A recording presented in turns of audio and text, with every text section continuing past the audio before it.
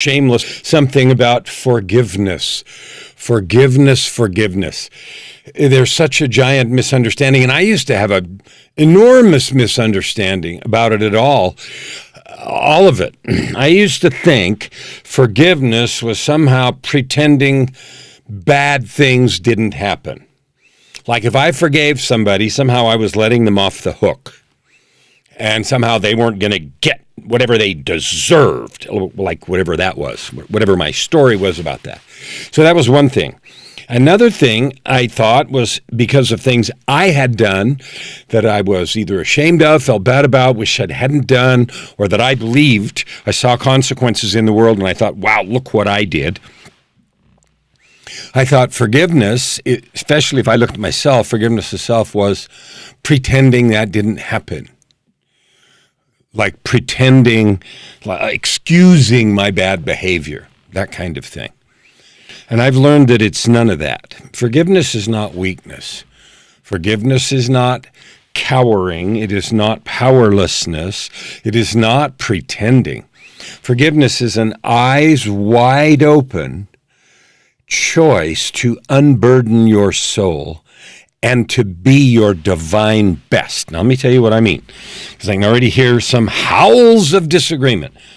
If someone hurts me, and I'm going to go right to the hard stuff, someone does something cruel, intentional, and bad to me on purpose, or you. I'm not talking about accidents. And I'm not even talking about things in the world where a jet engine falls on your house, or you get some illness and you blame God. Those all fit in the same category. But I'm going to do what may be the hardest one, which is someone intentionally hurts you, damages you, takes advantage of you, especially someone close to you, a spouse, a parent, a child, a relative, a trusted person. They hurt you, a business partner. And then, time goes by. Maybe they try to make amends, and maybe they don't. Maybe they recognize what they did was awful, terrible, horrible. Maybe they don't. That doesn't decide anything about my choice to forgive. Whether or not someone who does something awful gets consequences is not up to me. I don't control the levers of either earthly justice, like the court system. I don't control the levers of eternal justice, like, whatever divine framework. I don't control that. The laws do what they do, and sometimes when people do things, they need legal consequences because we have laws and so forth. But laws change all the time. They're an arbitrary framework put in place based on a collective system of values. And we see this dynamic taking place in the United States. I live in Canada, but the U.S. right now, when there's a leaked opinion that might change some dynamic around a woman's right to choose an abortion and whether or not it's murder and whether or not it's a choice and all the rest. That is a dynamic about the mortal framework of laws based on community expression. It has nothing to do, and hear me, nothing to do with a person choosing to forgive. You, me, I. So my example is someone hurts me intentionally, badly, doesn't matter why. Their own weakness, their own stupidity, their own cruelty. They didn't believe it was wrong. They thought I deserved it, whatever. So someone did something to me, and instead of me, I want you to hear you. Someone did something to you. What they do next, apologize, gloat, get in trouble with the law, or anything else, has nothing to do with your choice to forgive them. Nothing. My choice to forgive doesn't mean it's okay. It means I declare with my sovereign right that past event no longer has power in the present because I said so. I choose to end the power of that past thing. Now, I have an example that I always tell with the dog. I had a dog that we got as a puppy in 2007, and we got it in August. It was born in August. We got it in November. So in December, New Year's, it was 5 months old, was running around. We were playing. It was New Year's Eve. And I had never had a dog before, so I was rougher than I should have been. and the dog bumped into a speaker stand, and the speaker fell off and landed on the dog's foot, broke all the metatarsals in the young puppy's paw, howling and screaming, and I wanted to die. I felt so bad. We went to the veterinarian in the middle of the night on New Year's Eve, emergency 24-hour vet. They operated and did surgery and did all they could and put a cast on it, and he wore a cone, and they told us for 6 weeks he couldn't run around, but they also told us that it was possible that that puppy, when he grew up, would have a limp forever, and there was nothing that could be done. I felt awful. And later in life, sure enough, manifested a limp when it got cold or when he ran around too much. I felt horrible. I felt awful. I wanted, look what I had done, because I was careless. I certainly hadn't done it on purpose, but I was careless. Now, my feeling, my wanting to apologize to the dog, no matter what I did, it didn't take away the limp. The limp was there. It was permanent. It stuck. But the dog, and you know where the story goes, the dog didn't care.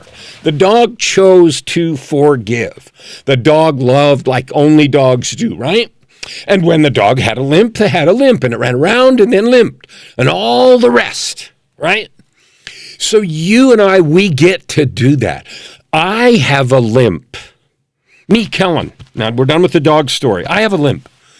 I don't actually have a limp in my leg, but I have some permanent damage done to me because of things that have been done to me or happened to me. I can be like the dog and completely forgive and allow no more emotional power, no more limitation, no more barrier, no more albatross, even though I have a limp, like the dog did. That is forgiveness. It is a choice that you and you alone make, or I and I alone make, to eliminate completely the power of the past event. I don't care if it was a boss, a husband, a wife, a kid, a dog, who did something to you, or you perceive the universe. You can say, I'm done. I joyfully lean into my life as it is at present.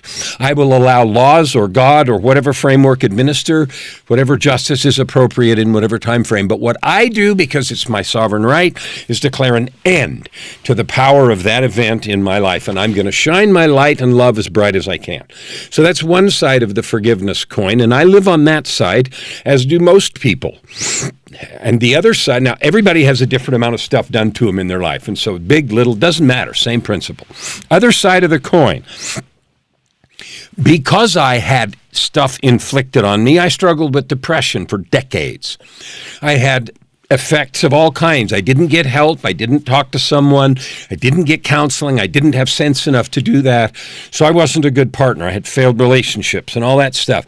And in that process, I inflicted pain, suffering, sadness, hurt on others.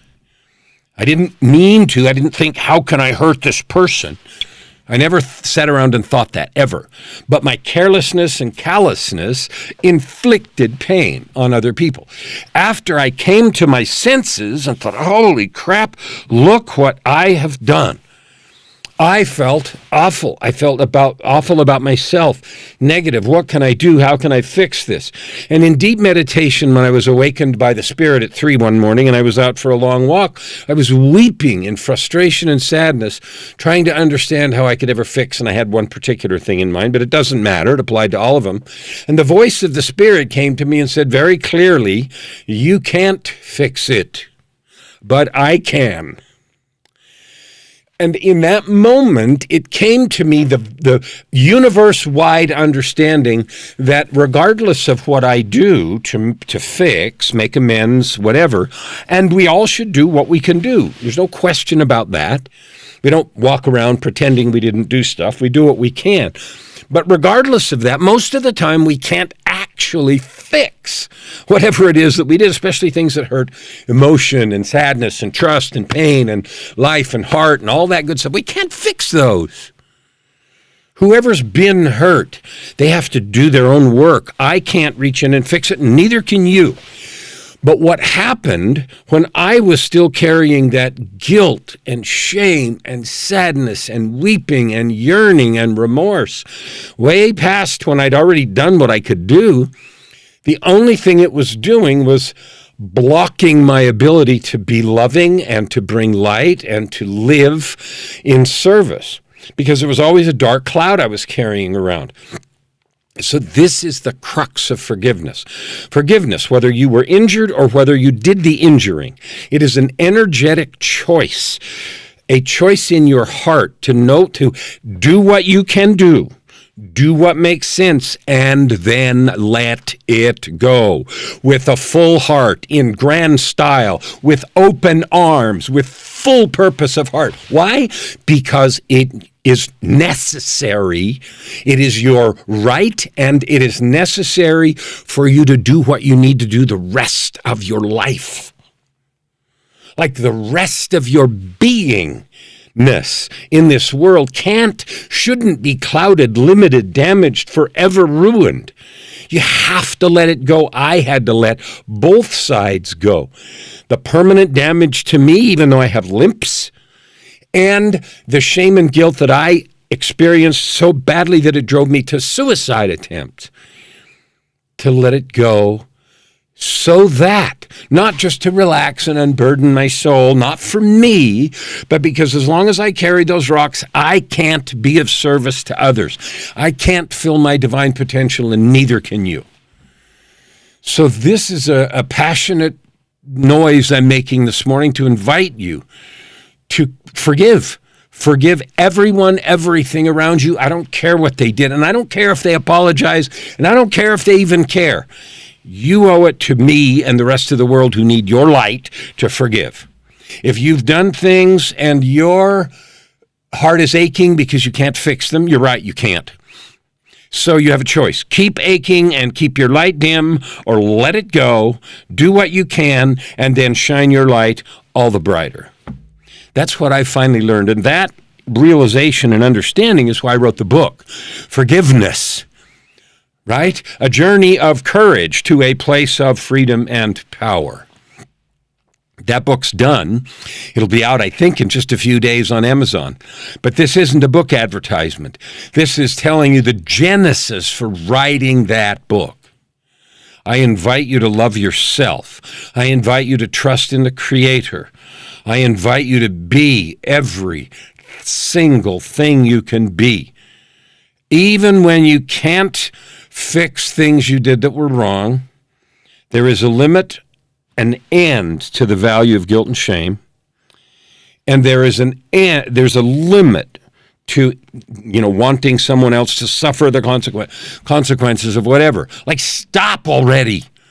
Focus on service and love, and be all you can be, whatever limps you're carrying or whatever things happened in the past. I just felt really impassioned, obviously, since I've been waving my arms and stuff, to talk about this and invite you from the depth of my soul to forgive yourself, everyone, everything, all the time. We'll see you.